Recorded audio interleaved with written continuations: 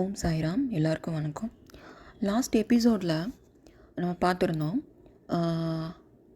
மென் கிட்ட எப்படி வந்து உங்களுடைய ஒப்பீனியன், அதாவது கருத்து, இல்லாட்டி நீங்கள் வந்து ஏதாவது ஒரு குறை சொல்கிறீங்க அப்படின்னா அதை வந்து எப்படி ஒரு கன்ஸ்ட்ரக்டிவ் வேல வந்து அவங்கக்கிட்ட கன்வே பண்ணணும் அப்படின்றத வந்து நம்ம நெக்ஸ்ட் வீடியோவில் பார்க்கலாம் அப்படின்னு சொல்லியிருந்தோம் இல்லையா.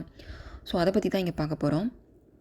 இப்போ ஜென்ரலாகவே மென்னாக இருக்கட்டும், விமனாக இருக்கட்டும், நம்ம எல்லாருமே வந்து ஒரு நெகட்டிவ் ஃபீலிங்கில் இருக்கும்போது, நெகட்டிவ் எமோஷன்ஸில் இருக்கும்போது, அதாவது ஒரு வருத்தமாக இருக்கும்போது, இல்லை கோவமாக இருக்கும்போது, இல்லை டிஸப்பாயிண்டடாக ஃபீல் பண்ணும்போது, இல்லை ரொம்ப ஒரு எரிச்சல் ஃப்ரஸ்ட்ரேஷனோடு இருக்கும்போது, நம்மளால் மற்றவங்க கிட்ட ஒரு லவ்விங்காக, கேரிங்காக, அப்ரிஷியேட்டிவான வேல நம்மளால் பேச முடியாது இல்லையா. இது எல்லாருக்கும் இருக்கக்கூடிய ஒரு விஷயம்.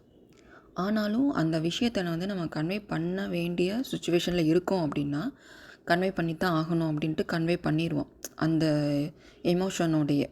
ஸோ அந்த மாதிரி கன்வே பண்ணும்போது அங்கே என்ன வரும்? ஃபைட்டு தான் வரும். தேவையில்லாத ஒரு பிரச்சனையை வந்து பெருசாக்குற மாதிரியான ஒரு சுச்சுவேஷனை க்ரியேட் பண்ணிடுவோம். ஸோ ஃபஸ்ட்டு ஒரு உமனை எடுத்துக்குவோம் நம்ம. இப்போ இங்கே வந்து உமன் வந்து என்ன பண்ணுறாங்கன்னா, அவங்களுக்கு தெரியாமலேயே ஈஸியாகவே வந்து மென்னை வந்து ஒரு குறை சொல்லிடுவாங்க டக்குன்னு. ஸோ சொல்லிடுவாங்க. அதனால் அவங்க வந்து ஒரு குற்ற உணர்ச்சிக்கு ஆளாகிடுவாங்க மென். இங்கே வந்து நம்ம என்ன பார்க்கணும் அப்படின்னா, உமனை பொறுத்த வரைக்கும் அவங்களுக்கு நெகட்டிவ் ஃபீலிங்கில் இருக்கும்போது ஒரு ஆணை வந்து நம்பிக்கை தரக்கூடிய மாதிரியோ, அதாவது ட்ரஸ்டிங் வேலையோ, இல்லை வந்து அவங்கள ஏற்றுக்கிற மாதிரியோ, இல்லை அவங்கள அப்ரிஷியேட் பண்ணுற மாதிரியோ அவங்களால பேச முடியாது. அது அவங்களுக்கு கஷ்டம்.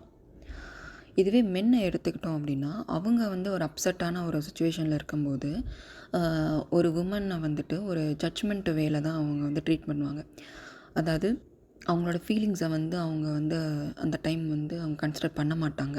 ஸோ அவங்களுக்கு வந்து அந்த உமனை வந்துட்டு ஒரு கேரிங்காகவோ, ஒரு புரிஞ்சுக்கிட்ட விதத்துலையோ, இல்லை மரியாதையாவோ அவங்களால பேச முடியாது. அது அவங்களுக்கு கஷ்டம். சரிங்களா. இதுதான் வந்து இங்கே விமனுக்கும் மென்னுக்கும் நம்ம ஒரு டிஃப்ரென்ஸாக பார்க்கணும். ஸோ இதை ஃபஸ்ட்டு நம்ம அக்செப்ட் பண்ணிக்கணும். சரிங்களா. ஸோ இப்போது இந்த சுச்சுவேஷனில் நம்ம எப்படி கம்யூனிகேட் பண்ணுறது? So how to communicate our difficult feelings. So இங்கே வந்து நமக்கு அந்த வெர்பல் கான்வர்சேஷன் வந்துட்டு நமக்கு ஒர்க் அவுட் ஆகாது. ஓகேங்களா. ஸோ நம்ம என்ன யூஸ் பண்ண போகிறோம் அப்படின்னா, இங்கே லவ் லெட்டர் டெக்னிக். நம்மளோட ஃபீலிங்ஸை நம்ம சொல்கிறது மூலமாக அங்கே ஒர்க் அவுட் ஆகலை அப்படிங்கும்போது, இங்கே நம்ம என்ன பண்ணுறோம் அப்படின்னா, நம்மளோட ஃபீலிங்ஸை ரைட் பண்ணுறோம்.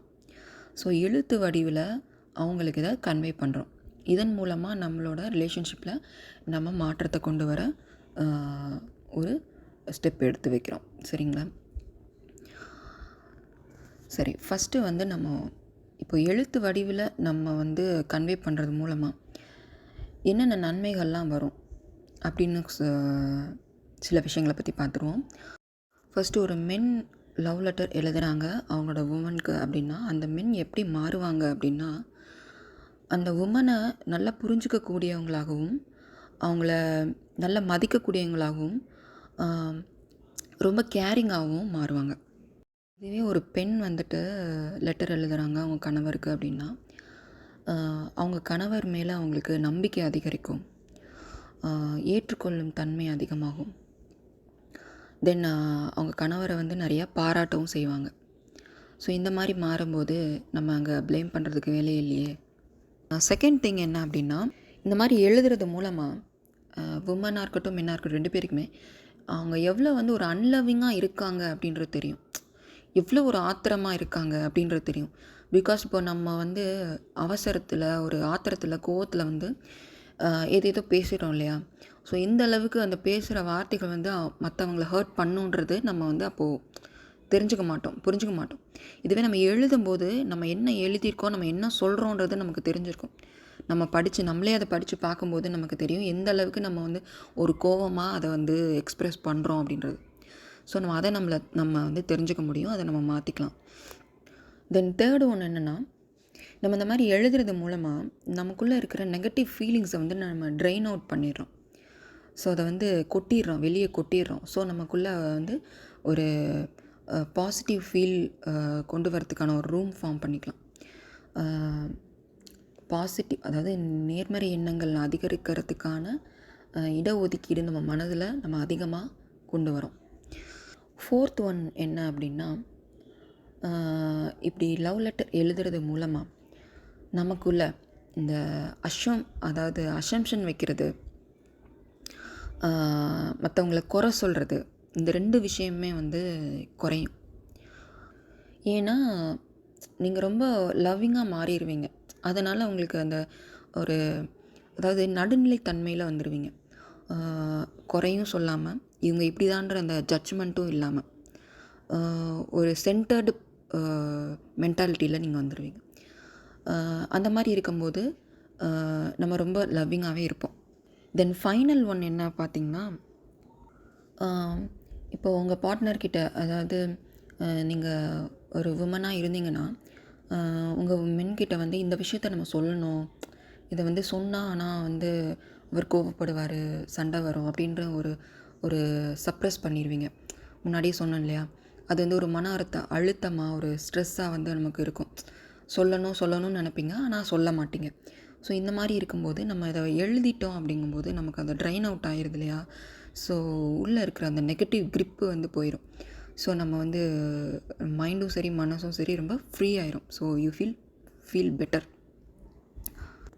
ஸோ இதெல்லாம் தாங்க இதுக்கு நம்ம எழுத்து வடிவில் நம்ம கன்வே பண்ணும்போது நமக்கு ஏற்படக்கூடிய நன்மைகள்.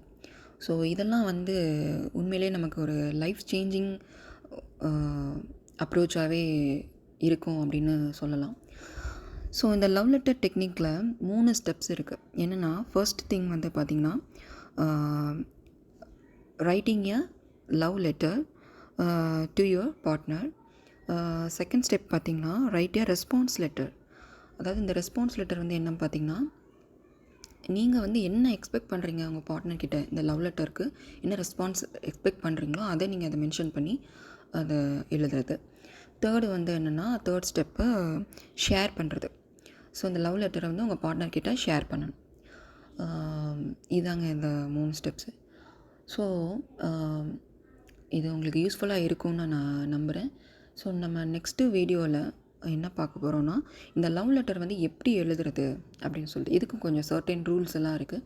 ஸோ இதை ஃபாலோ பண்ணி நம்ம எப்படி எழுதுறது, இது மூலமாக நம்மளோட ரிலேஷன்ஷிப்பில் வந்து எப்படி நம்ம ஒரு சேஞ்ச் கொண்டு வருது, ஒரு பாசிட்டிவ் சேஞ்ச் கொண்டு வருது, எப்படி ஹாப்பியாக நம்ம மூவ் பண்ணுறது அப்படின்றத பார்க்கலாம். தேங்க்யூ.